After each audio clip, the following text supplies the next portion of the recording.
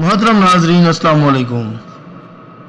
ناظرین، آپ کے بچے بھلے آپ سے پوچھیں یا نہ پوچھیں، آپ انہیں یہ ضرور بتایا کریں کہ ہم فلسطین سے اس لیے محبت کرتے ہیں کہ یہ فلسطین انبیاء علیہ السلام کا مسکن اور سرزمین رہی ہے۔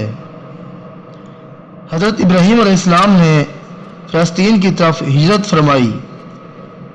اللہ تبارک و تعالی نے حضرت لوط علیہ السلام کو اس عذاب سے نجات دی جو ان کی قوم پر اسی جگہ نازل ہوا تھا۔ حضرت داؤد علیہ السلام نے اسی سرزمین پر سکونت رکھی اور یہیں اپنا ایک محراب بھی تعمیر فرمایا۔ حضرت سلیمان علیہ السلام اسی ملک میں بیٹھ کر ساری دنیا پر حکومت فرمایا کرتے تھے۔ چیونٹی کا وہ مشہور قصہ جس میں ایک چیونٹی نے اپنی باقی ساتھیوں سے کہا تھا، اے چیونٹیوں، اپنے بلوں میں گھس جاؤ، یہیں اس ملک میں واقع اسکلان شہر کی ایک وادی میں پیش آیا تھا جس کا نام بعد میں وادی النمل چیونٹیوں کی وادی رکھ دیا گیا تھا۔ حضرت زکریا علیہ السلام کا محراب بھی اسی شہر میں ہے۔ حضرت موسیٰ علیہ السلام نے اس ملک کے بارے میں اپنے ساتھیوں سے کہا تھا کہ اس مقدس شہر میں داخل ہو جاؤ۔ انہوں نے اس شہر کو مقدس اس شہر کے شرک سے پاک ہونے اور انبیاء علیہ السلام کا مسکن ہونے کی وجہ سے کہا تھا۔ اس شہر میں کئی معجزات وقوع پذیر ہوئے ہیں جن میں ایک حضرت عیسیٰ علیہ السلام کی ولادت مبارکہ بھی ہے۔ حضرت عیسیٰ علیہ السلام کو جب ان کی قوم نے قتل کرنا چاہا تو اللہ تبارک و تعالی نے انہیں اسی شہر سے آسمان پر اٹھا لیا تھا۔ جسمانی کمزوری کے باوجود بی بی مریم کا کھجور کے تنے کو ہلا دینا بھی ایک معجزہ الہی ہے۔ اسی شہر کے ہی مقام باب لد پر حضرت عیسیٰ علیہ السلام دجال کو قتل کریں گے۔ اس شہر میں وقوع پذیر ہونے والے قصوں میں سے ایک قصہ طالوت اور جالوت کا بھی ہے۔ ناظرین، فلسطین کو نماز کی فرضیت کے بعد مسلمانوں کا قبلہ اول ہونے کا اعزاز بھی حاصل ہے۔ ہجرت کے بعد حضرت جبرائیل علیہ السلام دوران نماز ہی حکم ربی سے آقا علیہ السلام کو مسجد الاقصیٰ فلسطین سے بیت اللہ کعبہ مشرفہ مکہ مکرمہ کی طرف رخ کرا گئے تھے، جس میں یہ واقعہ پیش آیا۔ وہ مسجد آج بھی مسجد قبلتین کہلاتی ہے۔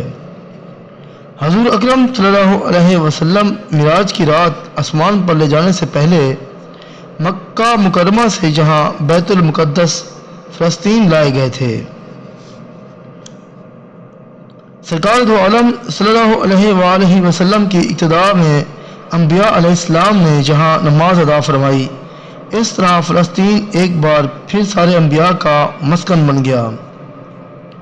سیدنا ابو ذر رضی اللہ عنہ کہتے ہیں کہ میں نے رسول اللہ صلی اللہ علیہ وآلہ وسلم سے عرض کیا کہ زمین پر سب سے پہلی مسجد کون سی بنائی گئی تھی؟ تو آپ صلی اللہ علیہ وآلہ وسلم نے فرمایا کہ مسجد الحرام یعنی خانہ کعبہ۔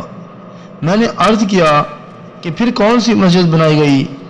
تو آپ صلی اللہ علیہ وآلہ وسلم نے فرمایا کہ مسجد الاقصیٰ یعنی بیت المقدس۔ میں نے پھر عرض کیا کہ ان دونوں کے درمیان کتنا فاصلہ تھا؟ آپ صلی اللہ علیہ وآلہ وسلم نے فرمایا کہ 40 برس کا، اور تو جہاں میں بھی نماز کا وقت پا لے وہیں نماز ادا کر لے، بس وہ مسجد ہی ہے۔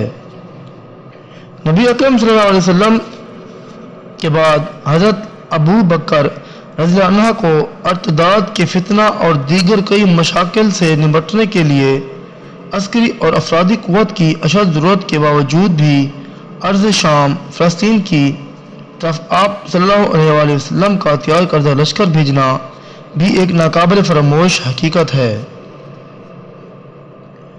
اسلام کے سنہری دور فاروقی میں دنیا بھر کی فتوحات کو چھوڑ کر محض فلسطین کی فتح کے لیے خود سیدنا عمر کا چل کر جانا اور یہاں پر جا کر نماز ادا کرنا اس شہر کی عظمت کو اجاگر کرتا ہے۔ بیت المقدس کا نام قدس قرآن سے پہلے تک ہوا کرتا تھا۔ قرآن نازل ہوا تو اس کا نام مسجد اقصی رکھا گیا۔ قدس اس شہر کی اس تقدیس کی وجہ سے ہے جو اسے دوسرے شہروں سے ممتاز کرتی ہے۔ اس شہر کے اصول اور اسے رومی کے جبر و استبداد سے بچانے کے لیے 5000 سے زائد صحابہ کرام رضوان اللہ علیہ اجمعین نے جام شہادت نوش کیا، اور شہادت کا باب آج تک بند نہیں ہوا، سلسلہ ابھی تک چل رہا ہے۔ یہ شہر اس طرح شہیدوں کا شہر ہے۔ فلسطین کی عظمت کا اندازہ اس بات سے بھی لگایا جا سکتا ہے یہاں پر پڑھی جانے والی ہر نماز کا اجر 500 گنا بڑھا کر دیا جاتا ہے۔ محترم ناظرین، اگر ویڈیو پسند آئی ہو تو چینل کو ضرور سبسکرائب کر لیں۔ ملتے ہیں اگلی ویڈیو میں، تب تک کے لیے اللہ حافظ۔